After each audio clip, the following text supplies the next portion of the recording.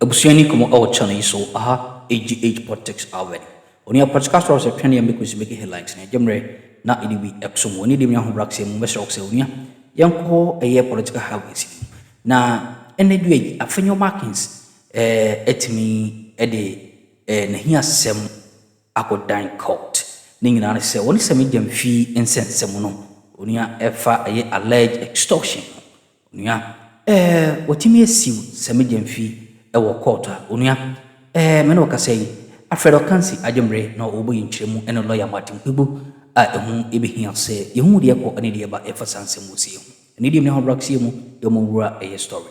Extortion allegation against Minority Leader Allege Markin. The OSP says it's taking note of public allegations of extortion and related conduct made by the Chief Executive Officer of Ghana Gold Board, Sammy Gyamfi, against the Minority Leader of Parliament, Allege Markin. The OSP also acknowledges a joint petition submitted by two persons, as well as two separate petitions submitted by other persons in relation to the allegation. So it's not just the Solomon Owusu one. What we are learning today is that there are actually four persons who have submitted two separate petitions on this matter to various others, different institutions. Now, given the nature of the allegations, the OSP will assess the case and determine whether it falls within its statutory mandate and whether further investigation or action is warranted. So the last part is where it got a number of people, talking, because the act that establishes the special prosecutor is very clear on exactly what the special prosecutor can and should be able to investigate. And it goes without question that extortion falls within this bracket or remit of the corruption and corruption-related offenses. And so, well, if you look at the last part of the last paragraph, says the nature of allegations, the OSP is looking at it, they will assess the case and determine whether it falls within its statutory mandate. So here's what we're going to do. Stay with me. We'll get into the OSP's act that specifically establishes the office and whether it answers the question of whether its statutory mandate falls within this matter of extortion. That's allegations of extortion.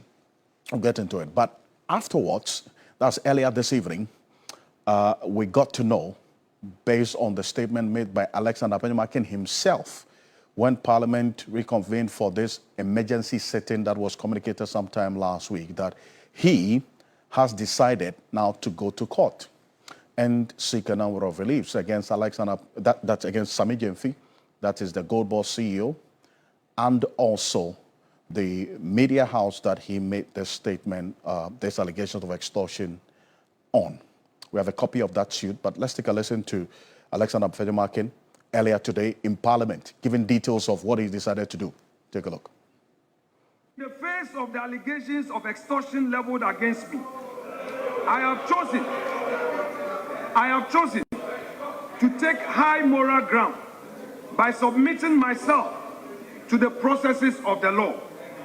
I have accordingly caused writs to be filed in suit number GT 1029/2026, entitled Osahin Alexander Afenyo Markin versus Samuel Edu Gyamfi and Multimedia Group Limited at the Accra High Court, and suit number GR/ACH/CC/C5/02/2026, entitled Osahin Alexander Afenyo Markin versus Eric Ejay and Peace FM at the Chimota Circuit Court. I have every confidence that in the fullness of time, the court will make the appropriate determination on these matters.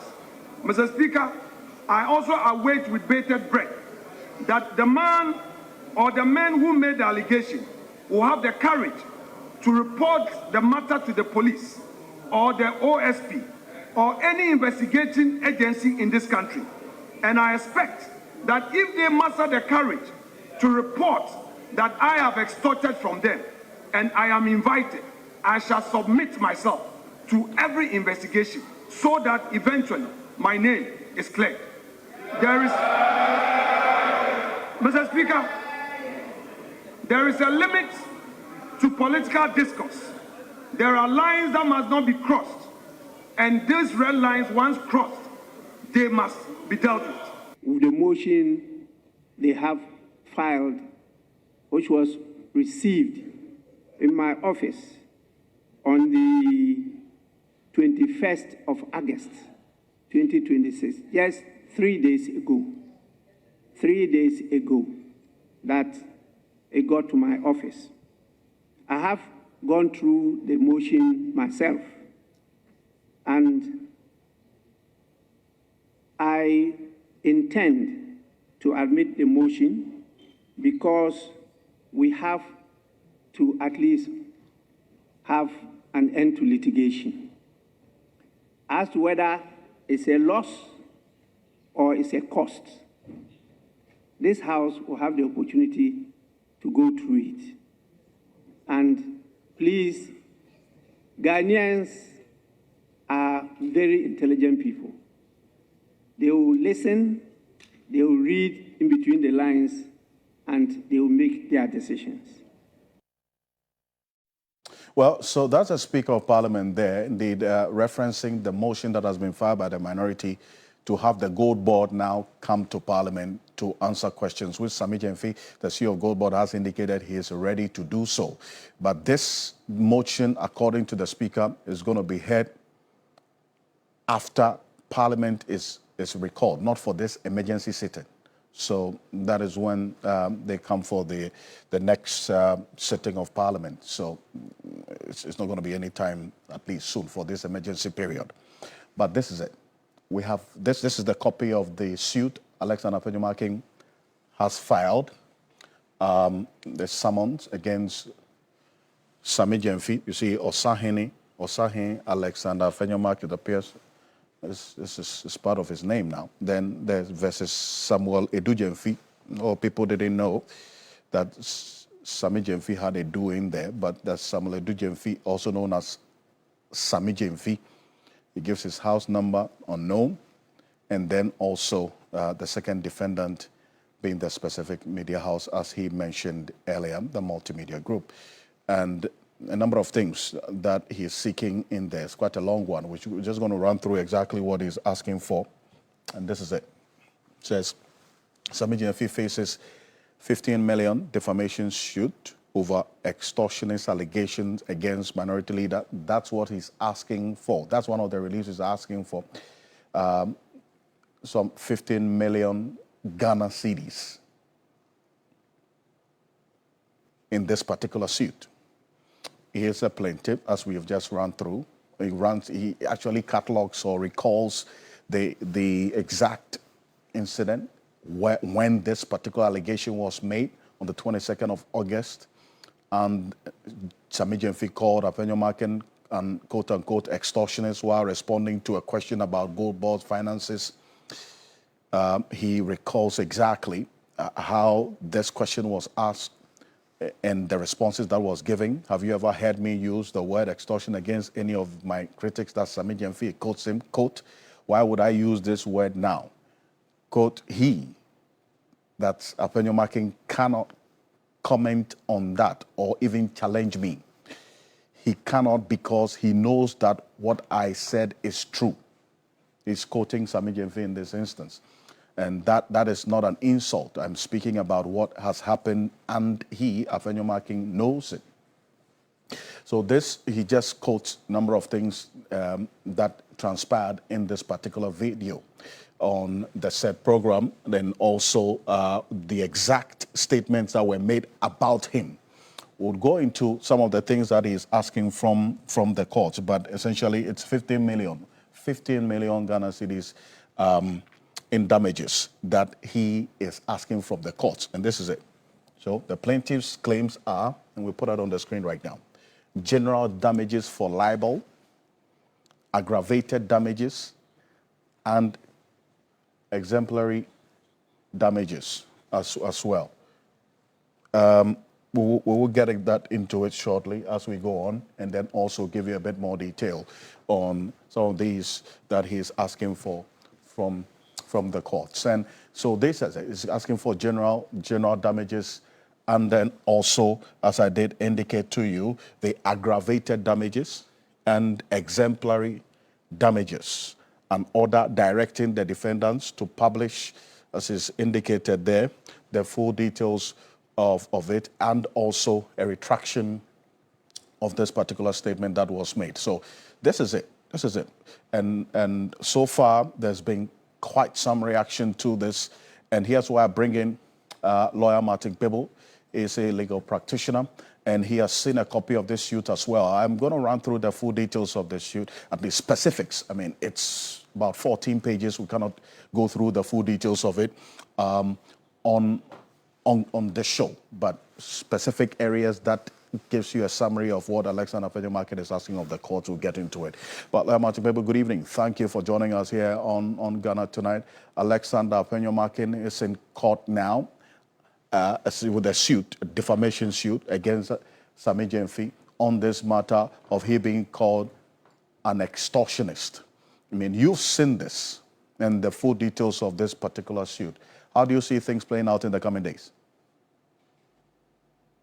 Oh, to be frank with you, knowing Ghana, I don't so in other words, I expect that there will be a sort of political settlement sometime in the future, then everything will come to rest.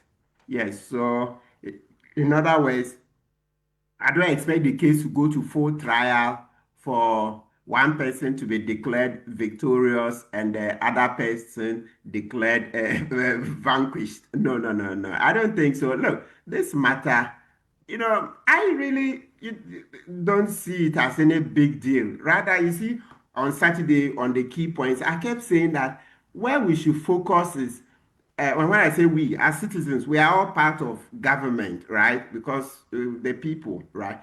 So we should focus on trying to explain that the money was well spent instead of it being seen as a loss. You see how Senior is written the article, other policy analysts agree that the money was used to achieve a certain purpose, to stabilize the cedi so that inflation will be kept low, so that prices of goods and services will be lower. You see, I keep mentioning the matter of the rice, because it's a very common staple. You see, I keep referencing the way Nituwul was crying on the floor of Parliament because he says the price of rice had gone so low that he was saddled with so much rice he couldn't sell, right? So and many other people have said so.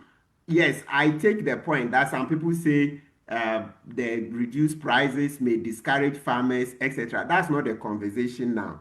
But let me quickly say that a farmer who cannot sell his rice or maize goes to the market and has to buy other foodstuffs that are also cheaper.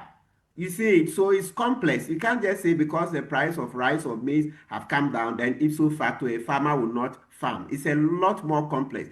Of course, I know they say there's going to be investigations. By all means, when the investigations come, you are likely to see a few things that are untoward, but that's politics. Let's leave that one. We'll cross that bridge when we get there. So, for me, coming back to the personal banter between Sammy Gyamfi and Afenyo Markin have degenerated, I thought that there was no need at all for it. You see, I always say that, you see, the one in the saddle, Sammy Gyamfi being in the saddle, will be the one to say, oh, I would have expected you to say, oh, no, forget about what Afenyo Markin is saying. I don't take it serious.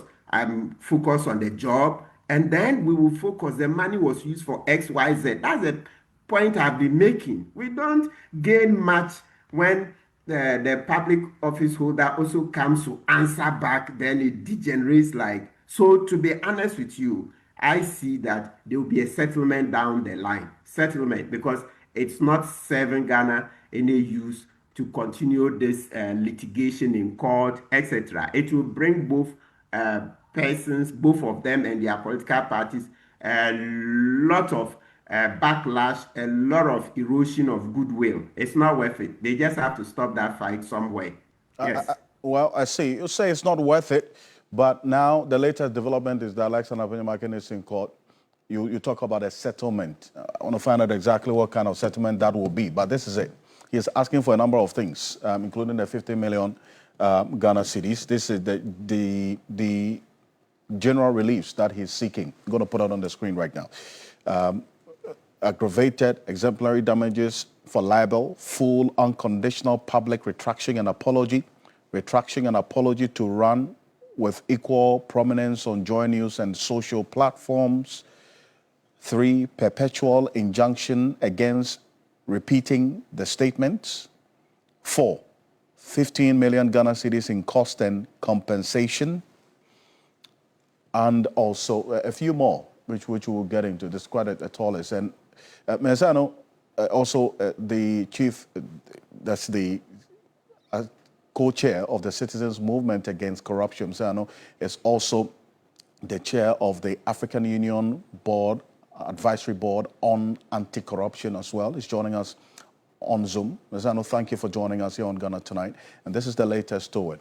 After the OSP took interest in this matter, it appears that this is one that would not just pass as a commentary in the public domain, is it not? It is. I mean, for people in good governance and anti-corruption, the word extortion is a technical term. It suggests that someone is forcibly, by means which are not, the right means, compelling another party to give them cash, assets, resources, something that they do not deserve. It's a serious matter. So from what I said, Mr. Gyamfi owes a responsibility to provide further and better particulars, which should be examined. And let's understand the context within which this allegation is being made. Well, Lamati talks about it also being an issue that really he didn't see so much of a big matter in, and the fact that if the two individuals pursued it, it could hurt them and their political parties in other ways. You just heard him there. Is it a matter that you think should have just been left to be prosecuted on the altar of the politics of things? Or with what we are seeing now, it being in court, because Afenyo Markin was dead, he was called upon to prove himself that if it is indeed not the case that he is not an extortionist, he should take this action? No. It's not about the political talk or the political parties taking positions on the matter. It should be evidence-based. So what exactly are we talking about? Is there evidence to show that there was an attempt to influence someone forcibly to give something? All of that needs to be examined. So it's not about the politics. At the end of the day, it's the evidence that's available for all of us to take a look at, analyze it, and draw a conclusion. I see. And Lawyer Martin Kpebo, I mean, before Afenyo Markin announced this decision for him to go to court, the special prosecutor had indicated that, as I read in the statement, they are assessing these allegations to determine whether or not they have the mandate to look into or to investigate these allegations of extortion. But it's quite clear, is it not, that the act that establishes the special prosecutor's office, that they have the mandate to look into this, isn't it? Yes. So when you talk about extortion, right? Yes, because as part of the mandate of the OSP, you look at section 78, 79, yes. So section 151 is part of it, extortion. You see, extortion. And when you go to the, so when I say section 151, the section 151 is referring to the Act 29. That's the Criminal Offences Act. And if briefly, I may just refer to what it means. Section 151 says, a person who extorts property from any other person by means of threat commits a second-degree felony. Let's go back. A person who extorts money from any other person by means of threat commits a second-degree felony.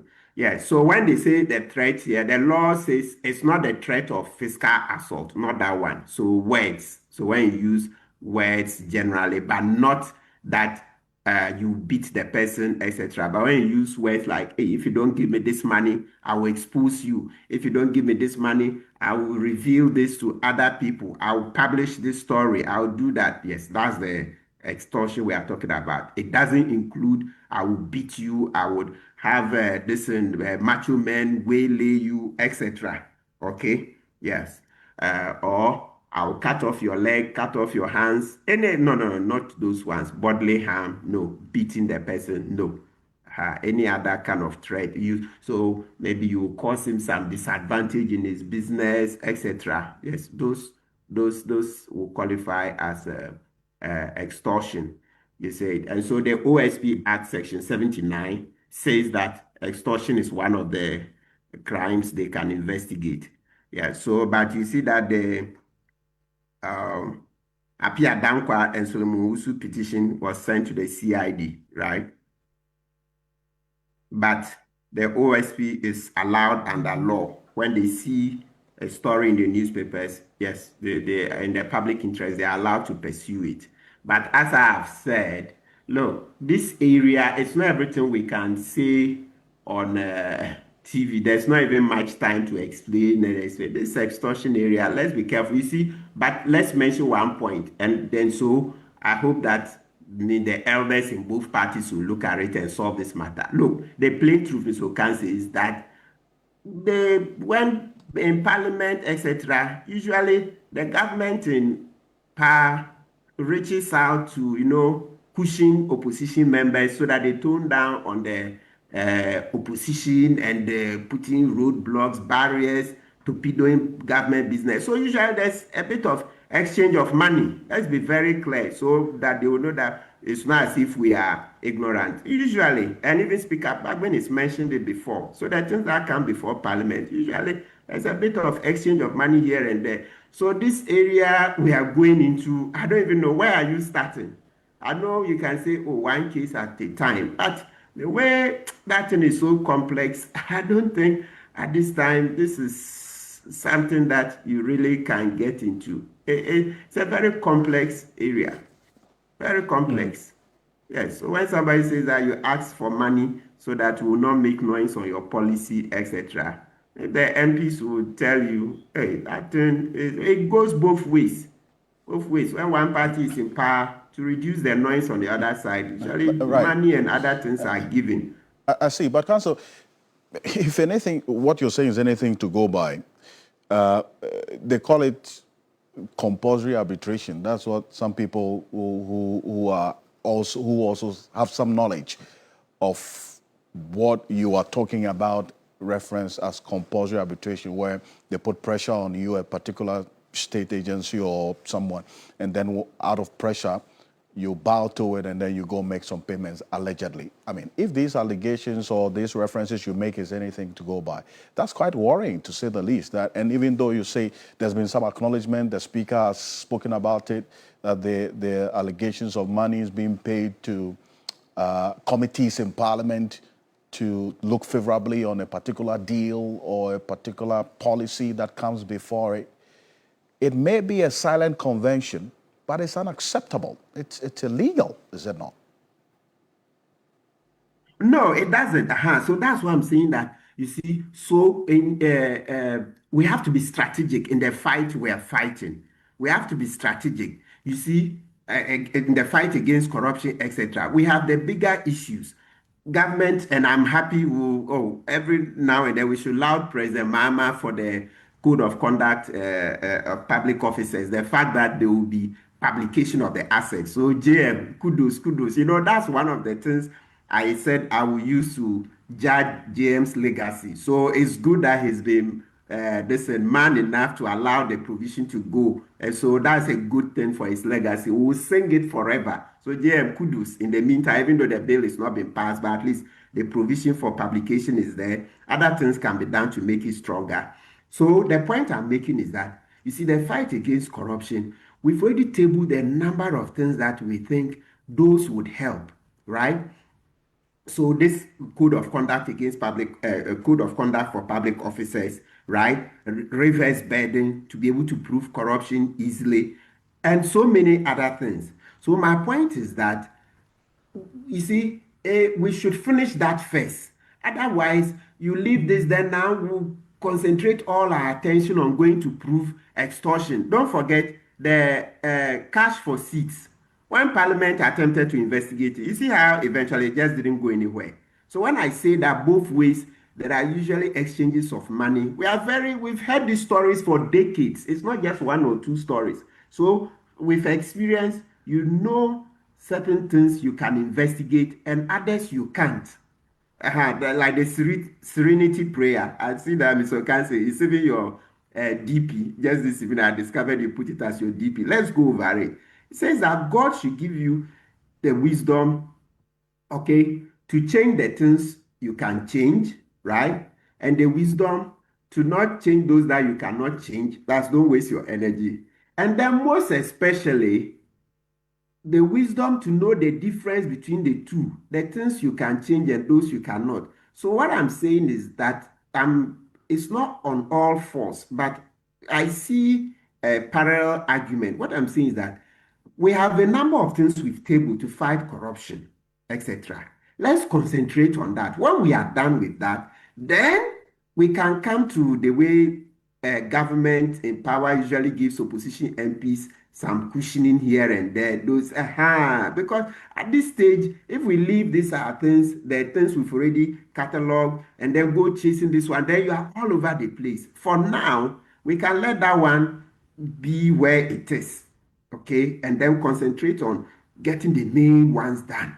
The main ones, asset declaration, like I already said, the bill, as it's making its way in Parliament, reverse burden, that's the unexplained wealth, thing, all those other provisions we've asked for. Concentrate, otherwise we lose focus. If you want to go in every direction, touching everything, you lose focus, and at the end of the day, you don't even achieve much. That's my point. I see. Well, so we'll see how this matter will play out. For now, there's a suit that's active and obviously would have to be responded to. So the council and the position that you take, we'll see if we'll find favor in the sight of these two persons and their parties. But lawyer, before I let you go very quickly, we've seen a flyer that is attributing a quote to you regarding this particular matter of gold board and also the IMF report on this $1.7 billion that you said you've never seen that kind of loss before in your life since you were born. Did you ever make this statement anywhere? No, I haven't. The statement doesn't even, I don't know what it seeks to achieve. Let me read it. It says that throughout my entire life, I've never witnessed this kind of loss by gold board. We must not joke with everything.